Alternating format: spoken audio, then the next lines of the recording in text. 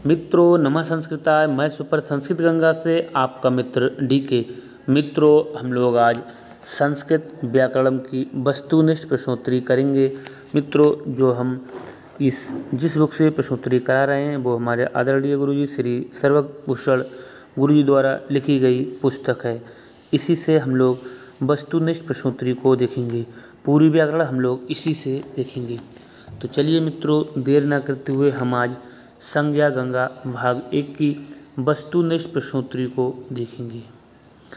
मित्रों ये जो प्रश्नोत्तरी है वो संस्कृत की सभी परीक्षाओं के लिए बहुत ही ज़्यादा महत्वपूर्ण है। चलिए मित्रों हम अपनी प्रश्नोत्तरी को आरंभ करते हैं। हमारा जो पहला प्रश्न है वो ये है, नत्वा सरस्वतीं देवीं शुद्ध्यां गुण्यां करोम्यम्। ये किस ग्रंथ का मंगलाचरण है? तो मित्रों ये जो मंगलाचरण है वो लघु सिद्धांत कौमुदी का मंगलाचरण है। लघु सिद्धांत कौमुदी जो वरदराज जी की पुस्तक है।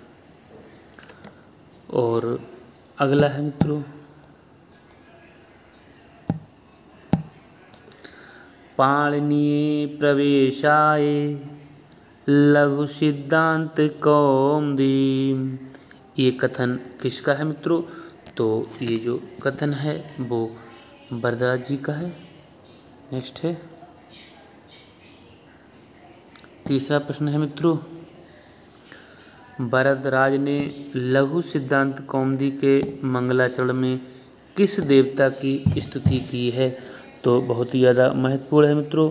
तो लघु सिद्धांत कौमुदी में जो जिसके लेखक वरदराज जी हैं, इन्होंने पुस्तक को लिखते समय मंगलाचरण में जिस देवता की स्तुति की है उनका नाम है सरस्वती।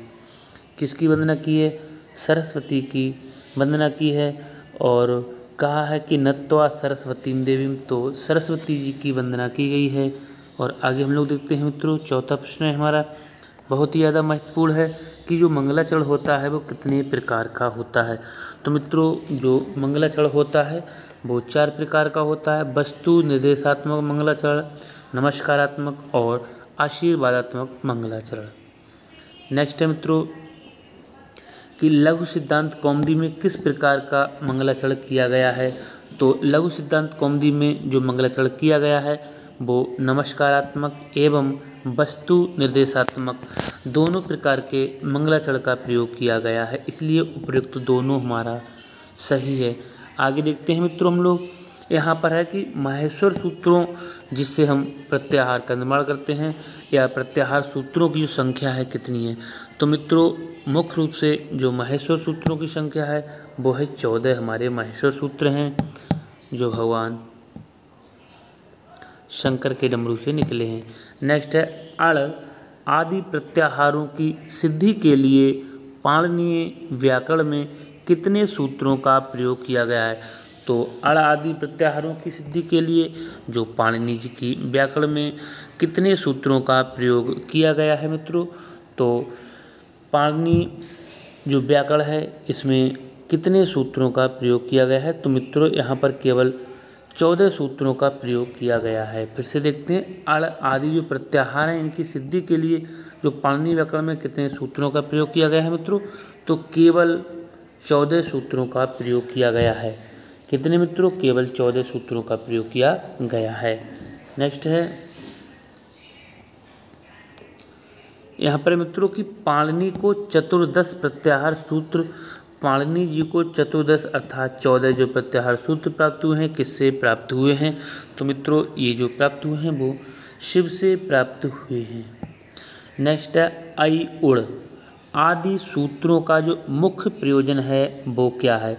तो मित्रों ऐ उड़ आदि सूत्रों का जो मुख्य प्रयोजन है वो है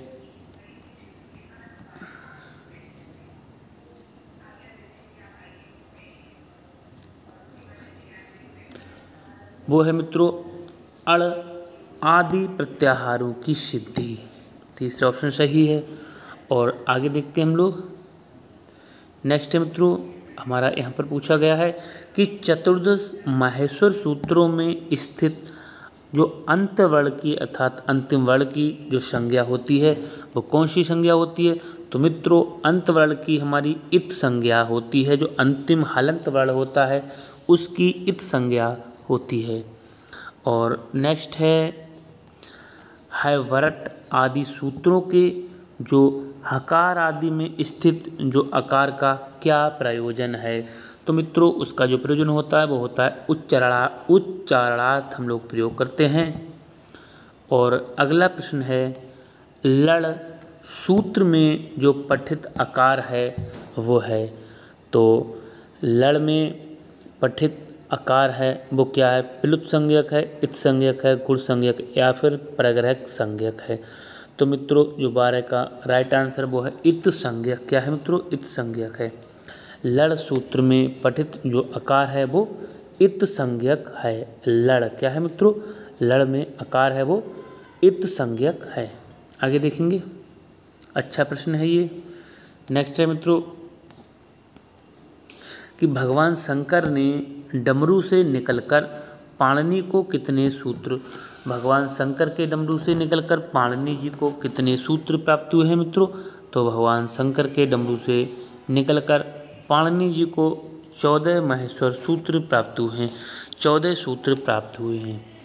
और आगे भी देखते हैं मित्रों हम लोग। आगे है अयुड़ आदि सूत्रों का नाम नहीं है। अयुड़ आदि सूत्र हैं उनका नाम नहीं है। पहला ऑप्शन है चतुर्दश सूत्र या वर्ण समामनाय सूत्र, दूसरा है शिव सूत्र या फिर माहेश्वर सूत्र, और तीसरा है प्रत्याहार सूत्र या अक्षर समामनाय सूत्र, और चौथा ऑप्शन है धातु सूत्र। तो इनका जो नाम नहीं है वो धातु सूत्र नाम नहीं है, बाकी तीनों नाम हैं।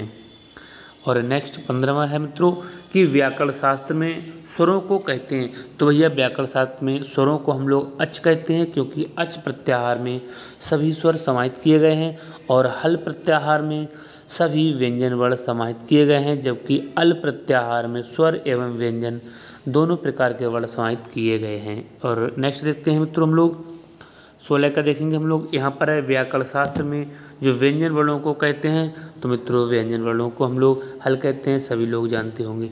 मित्रों आज का हम लोग अंतिम प्रश्न देखते हैं अपना। तो आज का जो हमारा अंतिम प्रश्न है मित्रों वो ये है कि हल अक्षरों की जो इत संज्ञा किस सूत्र से होती है? तो भैया जो अंतिम वर्ण होते हैं, हल वर्ण होते हैं, उनकी जो इत संज्ञा होती है वो किस सूत्र से होती है?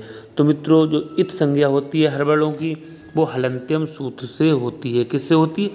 हलंत्यम सूत्र से इत संज्ञा होती है।